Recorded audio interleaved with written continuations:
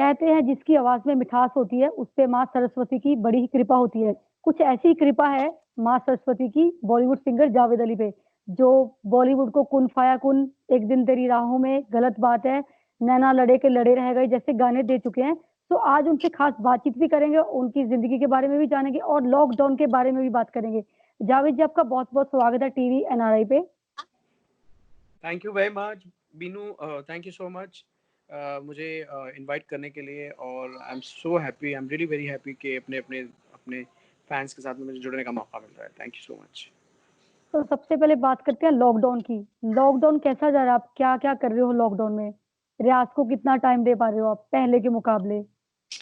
रियाज को टाइम ही टाइम है, क्योंकि यूजुअली क्या होता है ना, थोड़ा सा लेट उठते हैं हम लोग, और लेट उठने के बाद में क्योंकि घर में सर्वेंट भी नहीं आती, जी। कोई भी नहीं आता, तो साफ सफाई भी खुद को ही करनी पड़ती है। मेरी वाइफ का मैं थोड़ा सा हाथ बटाता हूँ काम काज में, इनफैक्ट किचन में भी मैं उनका हाथ बटाता हूँ। जो भी मेरे से बेस्ट हो सकता है, जो भी जब भी, क्योंकि मुझे वो सारी चीज़ें करता हूँ जो मैं नहीं करता था। और प्लस रियाज के लिए जो भी टाइम मिलता है मैं रियाज करता हूँ, कंपोज करता हूँ ऑफ कोर्स। और कुछ जब पूरा दिन कहाँ निकल जाता है कुछ पता नहीं चलता, इतना घर में बिजी रहते हैं। तो पहले के मुकाबले आपका जो शेड्यूल है वो अभी थोड़ा-सा स्ट्रेस फ्री हो गया, क्योंकि पहले एक टेंशन रहती थी कि उठना है, सुबह काम पे जाना। अब थोड़ा-सा वो कहीं न कहीं लगता है कि थोड़ा-सा जो काम है वो कम हुआ है, जो टेंशन है वो कम हुई है। नहीं नहीं, एक्चुअली मैं तो उल्टा ही कहूंगा। मैं तो बोलता हूँ वो टेंशन अच्छी है कि आप काम पे बाहर निकलते हो, आप बाहर ना, वो टेंशन अच्छी है। लेकिन ये जो एवरीडे वही सेम का सेम रूटीन चल रहा है ना, ये बस मैं क्या कहूँ, बहुत बोरिंग है। लेकिन क्या करें, इसके अलावा कोई चारा भी नहीं है, तो यही करना पड़ेगा। तो बस है ना, जैसा हमारे गवर्नमेंट ने और हमारी सरकार ने ना इंस्ट्रक्शंस दिए हैं हमको, बस वो फॉलो कर रहे हैं। अगर एक्टिविटीज़ की बात की जाए तो आप कौन-कौन सी एक्टिविटीज़ कर रहे हो अपने फैन्स के लिए? कुछ एंटरटेनमेंट जैसे कुछ सिंगर्स हैं जो लाइव होते हैं, गाना गाते हैं, ऐसा मैं कुछ आप कर रहे हो? मैं इंस्टा पे लाइव होता हूँ, फेसबुक लाइव करता हूँ, या फिर स्काइप पे लाइव हो जाता हूँ। और इसके अलावा और बहुत सारे चैनल्स हैं जिनके लिए मैं ना लाइव कर चुका हूँ। एवरीडे कोई ना कोई चैनल के लिए मैं लाइव होता हूँ। रेडियो के बहुत सारे चैनल्स हैं जिनके ऊपर मैं लाइव होता हूँ। कल मिर्ची का मैं लाइव कर रहा हूँ, रेडियो सिटी, रेडियो ब्ला ब्ला ब्ला, जितने भी है ना रेडियो स्टेशन हैं, सब के लिए मैं कर चुका हूँ और मैं कर रहा हूँ ऑफ कोर्स। बस ये एवरीडे अपने फैंस से जुड़ने का मौका मिलता है। लाइव शोज भी कर सकता हूँ। बैसाखी के लिए मैंने एक लाइव शो किया है ओके। फेसबुक लाइव पे, वो भी है ना मैं कर चुका हूँ। और मज़ा आ रहा है। इनफैक्ट हम गाने भी रिकॉर्ड कर चुके हैं। मैं घर पे हूँ तो मैंने तकरीबन 3 से 4 गाने अभी तक रिकॉर्ड किए हैं, कि जो कोरोना के लिए किए हैं। और अ, बहुत मज़ा आया, क्योंकि है ना टेक्नोलॉजी कितना इम्पोर्टेंस रखती है हमारी ज़िंदगी में, वो आज देखने को मिला। और वो महसूस किया कि अगर ये टेक्नोलॉजी ना होती तो हम एक दूसरे की शक्लें देखने से भी महरूम रह जाते। तो आज टेक्नोलॉजी को जितना अल्लाह का शुक्र है कि अल्लाह ने है ना टेक्नोलॉजी हमें दी है, और हम उसकी उसकी फ़ायदा उठाते हुए लोगों से कनेक्ट हो पाते हैं। घर में बैठे हुए भी लोगों से कनेक्ट हो पा रहे हैं, लोगों से मिल पा रहे हैं, लोगों को देख पा रहे हैं, और अपना मनचाहा जो म्यूज़िक है वो लोगों तक पहुँचा पा रहे हैं। तो आई थिंक टेक्नोलॉजी को सलाम करना चाहिए। लॉकडाउन में रामजस स्कूल से जुड़ी यादें आती हैं मेमोरीज़ में आपके कि मैं थोड़ा-सा मेमोरीज़ को रिफ्रेश कर सकूँ? पहाड़गंज में जिस स्कूल से आपने स्टडी किया, वहाँ से पढ़ाई करके निकले हो, तो उसको कितना मिस करते हो? अभी उसकी मेमोरीज़ आपने कुछ ताज़ा की हैं लॉकडाउन के दौरान? अ, पहाड़गंज बहुत याद आता है ऑफ कोर्स। पहाड़गंज क्योंकि हमारा बचपन बीता है, और रामजस स्कूल में हुँ। हमारे मैंने 7th तक पढ़ा हूँ मैं वहाँ पे। और बहुत मज़ेदार दिन निकले हैं वहाँ पे। तो जितने भी खट्टे मीठे मोमेंट्स हैं, बचपन की यादें हैं, वो सब याद आती हैं। और टीचर्स याद आते हैं हमें, पुराने हमारे प्रिंसिपल्स याद आते हैं, जो पुराना बैच था हमारा वो सब बहुत याद आते हैं। कुछ कुछ दोस्त हैं हमारे जो अभी भी हमारे साथ में टच में हैं, और बातें होती रहती हैं। बहुत सारी खट्टी-मीठी यादें आती रहती हैं। प्लस पहाड़गंज की गलियाँ याद आती हैं। पहाड़गंज में हम इम्पीरियल जाया करते थे, खन्ना सिनेमा जाया करते थे, और पहाड़गंज छः टूटी चौक, और ये वहाँ पे बहुत मज़ा आता था। और खाने के तो जवाब ही नहीं है दिल्ली का। तो हम लोग हुँ। है ना बस दिल्ली की याद, लेकिन याद करके भी क्या फ़ायदा है, क्योंकि जो हमारा हाल है वो भी वो वहाँ पे उनका हाल है। आपकी फेवरेट टीचर उस टाइम, स्कूल टाइम, योर मेरी फेवरेट टीचर? फेवरेट टीचर मेरे मेल टीचर थे। कौन थे सबसे फेवरेट?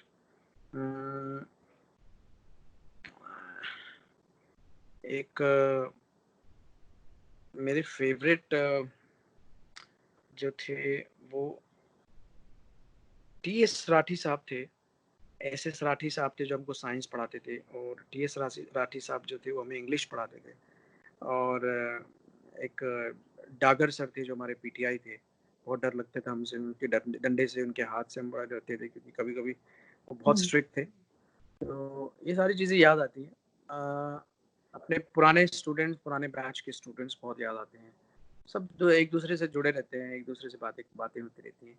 और क्या होता है कि अभी मैं बस यही कहना चाहूँगा लोगों से कि ये वक़्त जो है, ये वक़्त जो भी आपको घर पे रहने को मिला है, इस वक़्त का पूरा-पूरा फ़ायदा उठाएँ, और जो काम आप नहीं कर पाते थे, बिज़ी शेड्यूल के रहते, वो इस हुँ, वक़्त में आप पूरे करें, और फैमिली को टाइम दें, फैमिली को अच्छा वक़्त दें, और फैमिली के साथ एन्जॉय करें, और एक-एक यादें आप अपने यादें बनाएँ ऑफ़ कोर्स अपने फैमिली के साथ में। क्योंकि जब ये वक़्त निकल जाएगा तो हम ये भी याद करा करेंगे कि देखो लॉकडाउन में हम लोग कैसे-कैसे रहते थे, कैसे क्या रहते थे। बस अल्लाह ताला से मैं ये दुआ करूँगा पूरी दुनिया के लिए कि इस लॉकडाउन से हम जल्द से जल्द बाहर आएँ, और नॉर्मल लाइफ़ शुरू हो, और पूरी दुनिया में एक भी कोरोना का पेशेंट ना बचे। ओके। तो जब भी मतलब आपके सब ठीक हो जाए, मेरे कहने का हुँ, मतलब ये है कि पेशेंट जितने भी हैं वो सब रिकवर हो जाएँ, और सब है ना हेल्दी हो जाएँ सब, और कोरोना नाम की कोई बीमारी भी ना रहे बस पूरी दुनिया में। तो बस यही दुआ करता हूँ, जल्दी से जल्दी इसका उपचार निकले, जल्दी से जल्दी इसका कोई सॉल्यूशन निकले, कोई दवा निकले, कोई वैक्सीन निकले, कि जिससे ना लोगों का जो ये डर है, हम सभी लोगों का, हम हमारे आस-पास के जितने भी लोग हैं उन सबका डर निकले। क्योंकि क्या होता है कि घर में हम रहते हैं, हम सभी जानते हैं कि घर हुँ, में रहते हैं, तो किसी को ज़रा-सी छींक आ रही है तो दिमाग पे इस चीज़ का इतना खौफ तारी है कि हम थोड़ी-सी छींक भी आ रही है, थोड़ा-सा बदन दुख रहा है, तो हम सोचते हैं कि क्या हो गया, क्या नहीं हो गया। कभी-कभी कुछ और भी होता है, ज़्यादातर कुछ और होता है, नॉर्मल वायरल होता है, या फिर ना सर्दी-खाँसी तो चलती रहती है। लेकिन इस वक़्त अगर ये भी हो रहा है तो वो उससे डर लगता है। तो बस यही है कि अपनी पॉज़िटिव सोच रखें, अपने आप को सँभाल के रखें। मैं खुद अपने आप को समझाता रहता हूँ कभी-कभी। ऐसा बदन दुख रहा है तो ना सोचता हूँ मैं, बॉडी दुख रही है तो अरे यार क्या हो गया यार? मेरी वाइफ़ से बोलता हूँ कि क्या हो गया हुँ, यार? ऐसा क्यों लग रहा है? तो वो फिर मेरे को समझाती हैं कि ऐसा कुछ नहीं है। हम लोग है ना आम तौर पे जो लाइफ़ जीते थे, उससे ज़्यादा अब हमको काम करना पड़ रहा है, घर में रह के। और घर में रहना मैं समझता हूँ कि एक बहुत अच्छा तो है ही, साथ-साथ बहुत डिफ़िकल्ट भी जॉब है।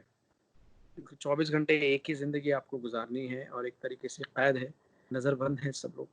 तो एक बहुत टफ़ तो है। आपके गानों की जब भी बात की जाती है, तमाम गाने लिस्ट बहुत लंबी है। जब हम स्टार्ट होंगे तो हमारा पूरा मतलब रात निकल जाएगी, इतनी लंबी लिस्ट है। तो कुछ गाने आपके जो ऑल टाइम फेवरेट हो, थोड़ा-सा हम सुनना चाहेंगे अपने फैन्स के लिए। ओके, कौन-सा गाना सुनना चाहेंगे आप? माय ऑल टाइम फेवरेट गलत बात है। ओके।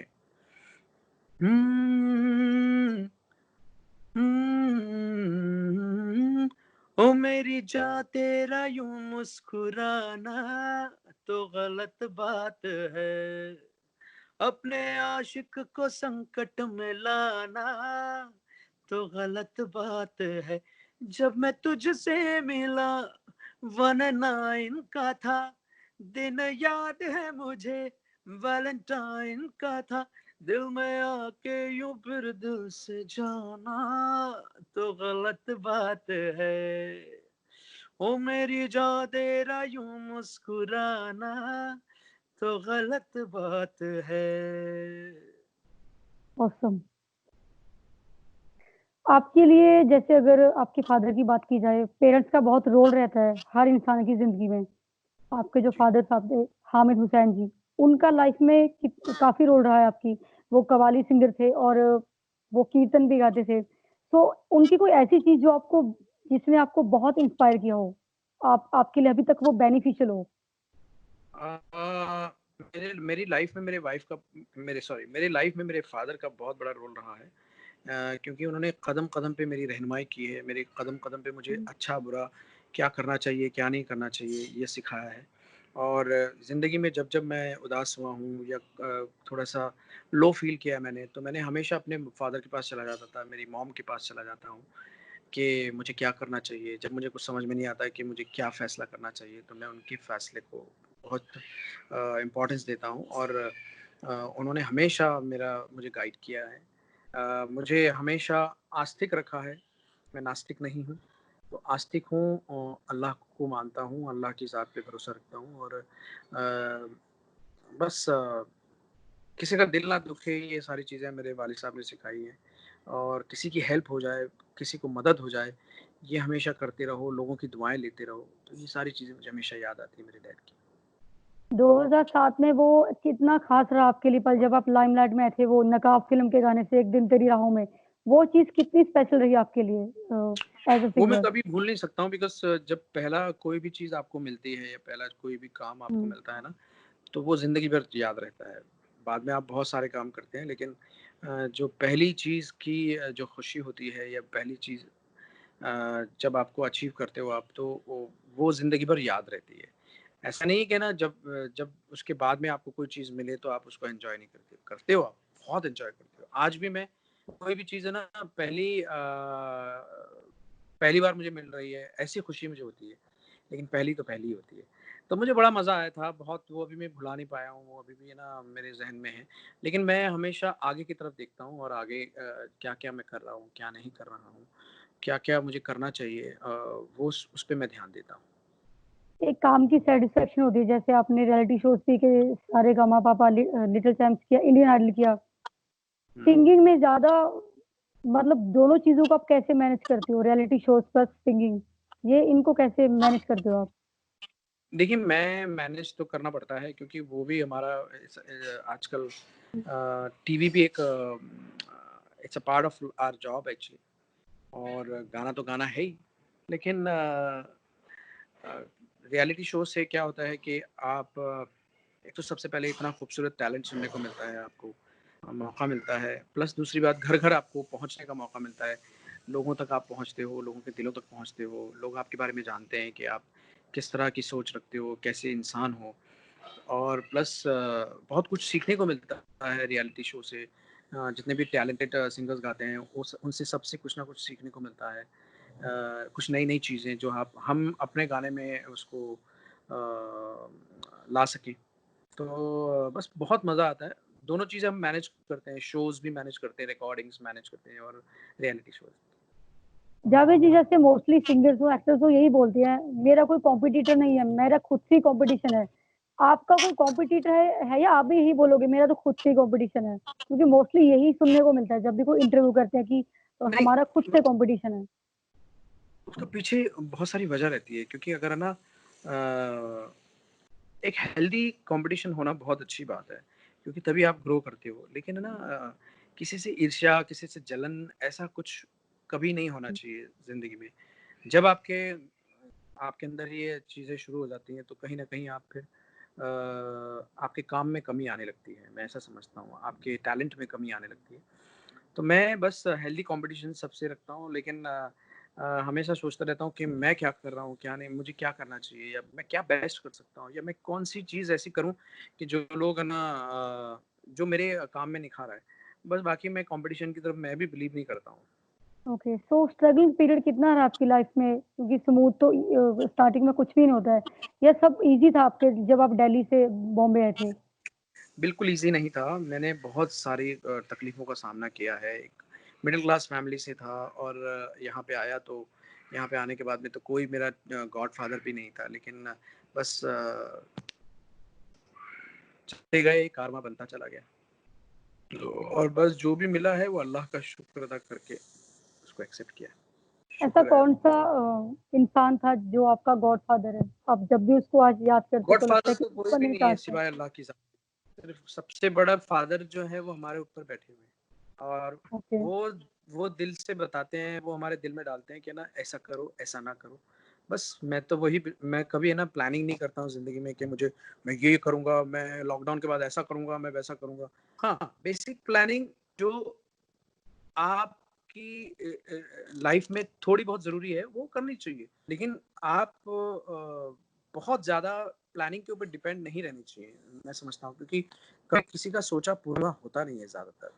तो मैं समझता हूँ कि जो मिलता जाता है मुझे एक्सेप्ट करते रहता हूँ, अपनी लगन लगी हुई है और लगन हमेशा बस बना के रखता हूँ मैं।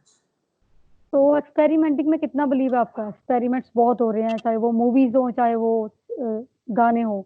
कहाँ तक सही है आपके अकॉर्डिंग जो एक्सपेरिमेंटिंग है? उसकी भी एक नहीं, लिमिट होती है एक्सपेरिमेंट की। मैं ये समझता हूँ कि एक्सपेरिमेंट होना चाहिए, बिकॉज़ लोगों को हमेशा कुछ ना कुछ नया सुनना पसंद करते हैं लोग। तो सिंगर्स भी, प्रोड्यूसर, डायरेक्टर्स भी, म्यूज़िक कंपोज़र्स भी, सब अपने-अपने लिहाज से सब लोग है ना एक्सपेरिमेंट करते रहते हैं। अब एज़ अ सिंगर मैं भी अपने लिए एक्सपेरिमेंट करता हूँ, अलग जॉनर में गाने की कोशिश करता हूँ, अलग स्टाइल में गाने की कोशिश करता हूँ, अलग टेक्सचर में गाने की कोशिश करता हूँ। तो एक्सपेरिमेंट तो बहुत अच्छी बात है और करते रहना चाहिए, नहीं तो क्या है ना, सेम टू सेम अगर रिपीट वही चलता रहेगा, तो लोग भी बोर हो जाएँगे और आप भी बोर हो जाओगे। हुँ। तो आजकल ये ट्रेंडिंग है सिंगर्स का, बहुत कम है कि उनकी असली आवाज़ सुनने को मिलती है, ज़्यादातर फ़िल्टर का यूज़ क्यों करते हैं? अगर आपकी अच्छी आवाज़ है, तो आपको फ़िल्टर की क्या आवश्यकता है? इसके बारे में आपका फ़िल्टर्स एज़ अ फ़िल्टर नहीं, बिकॉज़ ना जिन जो चीज़ आप बात कर रहे हैं ना, हुँ, वो टेक्नोलॉजी है। टेक्नोलॉजी में क्या होता है ना, आप टेक्सचर भी बना सकते हैं वॉइस का, एक सेट कर सकते हैं। लेकिन जो फ़िल्टर की आप बात कर रहे हैं, वो ब्लो के लिए होता है। माइक के सामने जो फ़िल्टर लगा होता है ना, वो ब्लो आए आपके गाने में, प, फ, ब, भ, ये जो जितने भी वर्ड्स होते हैं, ये सब ब्लो आता है इन सब, इसलिए फ़िल्टर यूज़ किया जाता है। लेकिन कई चीज़ें ऐसी होती हैं कि जैसे मान लीजिए किसी ने सुर में थोड़ा कम गाया, तो उसको सुर में हुँ। ला सकते हैं। ट्यूनर, ऑटो ट्यूनर यूज़ किया जाता है। ऑटोमेशन यूज़ किया जाता है, ऑटो ट्यूनर यूज़ किया जाता है। तो ये सारी चीज़ें हैं जो टेक्निकली एक थोड़े से कम सिंगर को भी अच्छा बना सकती हैं। तो फ़िटनेस को कितना टाइम दे पा रहे हो अभी आप? बिल्कुल भी टाइम नहीं दे पा रहा हूँ फ़िटनेस को, क्योंकि क्या है, मैं डरता हूँ। अगर है ना, मैं मान लो योगा, मैं एक्चुअली एवरीडे योगा करता था, तो अभी योगा भी इसलिए नहीं कर रहा हूँ, बहुत दिन हो गए मुझे योगा किए हुए। अगर योगा करूँगा तो बॉडी पेन होगी, और बॉडी पेन होगी तो स्ट्रेस बढ़ेगा, और मैं सोचूँगा ये क्या हो रहा है मुझे। इस वज़ह से मैं थोड़ा कम ही करता हूँ, थोड़ा सूर्य नमस्कार वगैरह मार लेता हूँ। तो सिंगिंग में इंटरेस्टिंग फैक्ट क्या है जावेद अली के लिए? इंटरेस्टिंग। आपका कोई जॉनर सिंगिंग में आप हर तरह का गाना ही गा सकते हो। एक जॉनर होता है ना सिंगिंग में कि मुझे इस तरह का मैं गाना गाना है या आप हर तरह का गाना गा सकते हो। नहीं, मुझे हर तरह का गाना पसंद है। मुझे वर्सेटाइल सिंगिंग, वर्सेटैलिटी बहुत पसंद है। अ, अपने आप को हर चीज़ में ढालना पसंद है, कि ऐसा नहीं होना चाहिए कि आप एक टाइपकास्ट हो जाएँ। तो मैं कोशिश करता हूँ, जैसे ना लोग ना कभी हमारे थोड़ी-सी हमारी इंडस्ट्री में ये बात है कि ना, हर एक आर्टिस्ट को एक टाइपकास्ट कर दिया जाता है। लेकिन बस वही है कि ना, हर हर काम कर सके, हर जॉनर में आप गा सको, ऐसा अपने आप को बना के रखो। तो मैं कोशिश वो करता हूँ, बाकी तो जनता जनार्दन है, वो जिस रूप में भी हमको पसंद करेगी, हमें करना पड़ेगा। जो बॉलीवुड में पंजाबी सिंगर्स की एंट्री हुई है, पंजाबी सिंगर्स आए हैं कुछ नाम नहीं लेंगे। आपके अकॉर्डिंग वो सही है उनका आना आप इन द इंडस्ट्री में? उनके उनका जो इफ़ेक्ट है मतलब बाकी सिंगर्स पे पड़ता है जो बॉलीवुड की वैल्यू है कहीं न कहीं वो कम हो जा रही है कि पंजाबी सिंगर्स आ रहे हैं, उनके पंजाबी लवर्स हैं। तो कहीं न कहीं लगता है कि वैल्यू कम हो रही है बॉलीवुड सिंगर्स की या बॉलीवुड सिंगर्स नहीं अपनी जगह है, देखिए, पंजाबी सिंगर्स अपनी जगह है? नहीं, पंजाबी सिंगर्स की अपनी अलग खुशबू है, और बॉलीवुड हुँ, सिंगर्स की अपनी खुशबू है, दोनों को मिक्स नहीं किया जा सकता। क्योंकि अभी जैसा कि है ना, पंजाबी फ्लेवर बहुत चल रहा है गानों में, तो हुँ। इसलिए अब ये पंजाबी सिंगर्स अगर आ रहे हैं, तो अगर लोग पसंद कर रहे हैं, तो क्यों नहीं वो आएँगे? तो इससे ना मुझे नहीं लगता कि ना कोई है ना, किसी को भी गुरेज़ होना चाहिए, या किसी को भी कोई प्रॉब्लम होना चाहिए, क्योंकि पंजाबी जो सॉन्ग्स हैं, या उस तरह के जो सॉन्ग्स हैं, वो एक उसी टेक्सचर में ज़्यादा अच्छे लगते हैं। अगर कोई बॉलीवुड उस तरह के गाना गाएगा सिंगर, तो मैं समझता हूँ कहीं न कहीं वो जो एक टोनल क्वालिटी भी है, और है ना, वो जो एक ना टेक्सचर है, वो कहीं न कहीं मिसिंग हो जाएगा। तो लेगा, लेकिन ना वो जो एक तड़का होना चाहिए, वो टाइप का वो थोड़ा-सा मिसिंग रहता है। तो दोनों का अपना-अपना अलग रंग है। अब जैसे पंजाबी सिंगर्स जो हैं, वो सॉफ्ट रोमांटिक गाने, जो जो टिपिकल बॉलीवुड गाने होते हैं, वो उनको थोड़ा-सा हुँ। डिफ़िकल्टी उनकी आवाज़ में उतने ज़्यादा अच्छे नहीं लगेंगे जितने कि बॉलीवुड सिंगर्स की आवाज़ में। तो आप लुक्स को कितना फ़ोकस कर पाते हो लुक्स पे? क्योंकि ज़्यादातर आपके रियलिटी शोज़ में देखा है हर बार कुछ ना कुछ डिफरेंट लुक होती है। तो अभी आप मेरे मेरे को इंटरव्यू दे रहे हो, अलग लुक है। लुक्स कितनी मायने रखती हैं आपके लिए? मेरा लुक ना मैं खुद कुछ नहीं करता हूँ, अपने आप चेंज होता रहता है। जैसे मेरा हेयर स्टाइल है, जिस तरह बाल पड़ जाएँगे मैं उस तरह ही बाल हुँ, कर लेता हूँ। ऐसा नहीं कि मुझे स्पेसिफिकली इधर ही बाल, हुँ, इधर ही पार्टिशन देना है या इधर पार्टिशन देना है, ऐसा कुछ नहीं है। हाँ, बेसिक ये है कि ड्रेसअप जो है वो कुछ मुझे ना थोड़ा-सा क्लासी लुक ज़्यादा पसंद है। फंकी लुक भी मैं कभी-कभी ट्राई करता हूँ, जिसमें लोग मुझे बहुत पसंद करते हैं। पर मैं थोड़ा-सा ट्राई नया-नया ट्राई करता रहता हूँ। जहाँ तक हेयर स्टाइल की बात है, तो एक ना मेरा एक टिपिकल हेयर स्टाइल है कि ओके। मैं नहीं भी करूँ तो वो हमेशा ऐसे ही बनते रहते हैं बाल। अभी जैसे मैंने कोई हेयर स्टाइल किया नहीं है, ऐसे जैसे बाल पड़े हुए हैं वैसे ही पड़े हैं। ओके? तो अभी आपके फ्यूचर प्लान्स क्या हैं, जावेद? अभी आपने वही सवाल किया जो मैंने अभी जिसका जवाब दिया है। मैं कभी प्लानिंग करता नहीं हूँ। हाँ, ये है कि ना मैंने कुछ गाने कंपोज़ किए और कुछ गाने रिकॉर्ड किए हैं फ़िल्म के लिए भी जो लॉकडाउन से पहले। उन गानों का इंतज़ार है कि वो गाने आएँ, रिलीज़ हों, लोगों को अच्छे लगें, हिट हों। और अभी लास्ट गाना मेरा दबंग 3 का गाना बहुत-बहुत सुपर डुपर हिट हुआ है। और उसके बाद में फिर कुछ गाने फ़िल्मों के कुछ है ना सिंगल्स मैं लेकर आऊँगा जो मैंने कंपोज़ भी किए हैं, लिख भी चुके हैं, बस रिकॉर्ड करना बाकी है और वीडियो बेसिक वीडियो बाकी है। बाकी है ना इसके अलावा मेरे अभी तेरी हाज़िरी एक पंजाबी गाना हुँ, जिससे वो उसको बहुत एप्रिसिएशन मिला। उससे पहले मेरा ना तो ये सुबह नहीं सोनी से रिलीज़ हुआ था, वो भी बहुत एप्रिशिएट हुआ। हुँ। उससे पहले मेरा रंग रेज़िया करके एक सोलो गाना आया था, वो भी बहुत एप्रिशिएट हुआ। तो अभी मैं थोड़ा-सा रोमांटिक गाना लेकर आऊँगा जो कि मैंने कंपोज़ किया है और होपफुली वो लॉकडाउन जल्दी खत्म हो और बस रिकॉर्ड करें। तो जावेद जी जाते-जाते अपने फैन्स के लिए 3-4 गानों के साथ एंडिंग करते जाइए। दबंग 3 रॉकस्टार का कुन फाया कुन और नैना लड़े के लड़े और वो आपके 2 फेवरेट गाने और मतलब 3-4 गानों के साथ एंडिंग कर दीजिए ज़बरदस्ती। हुँ, दिल की बातें कही हैं उसने पलकें झुका के, एक नजर उसने देखा हमको जो मुस्कुरा के, हम जहाँ थे वहीं पर खड़े रह गए, उनसे नैना लड़े के लड़े रह गए, नैना लड़े के लड़े रह गए, नैना लड़े के लड़े रह गए, नैना लड़े के लड़े रह गए, नैना लड़े के लड़े रह गए, नैना लड़े के लड़े रह गए, नैना लड़े के लड़े रह गए, नैना लड़े के लड़े रह गए, नैना लड़े के लड़े रह गए। कुन फाया कुन फाया कुन फाया कुन फाया कुन फाया कुन फाया कुन। जब कहीं पे कुछ नहीं भी नहीं था, वही था वही था वही था वही था, वो जो मुझ में समाया वो जो तुझ में समाया, मौला वही वही माया। कुन फाया कुन फाया कुन, सदक़ल्लाहुल अलीयुल अज़ीम। जश्न इश्क़ जश्न इश्क़ जश्न इश्क़ जश्न इश्क़, दौर इश्क़ एक जश्न है लेकिन अपना अलग टशन है, मुंह में सुलगी एक अगन है वह के दिखलाएगा ये तेवर। दौर इश्क़ एक जश्न है लेकिन अपना अलग टशन है, मुंह में सुलगी एक अगन है वह के दिखलाएगा ये तेवर।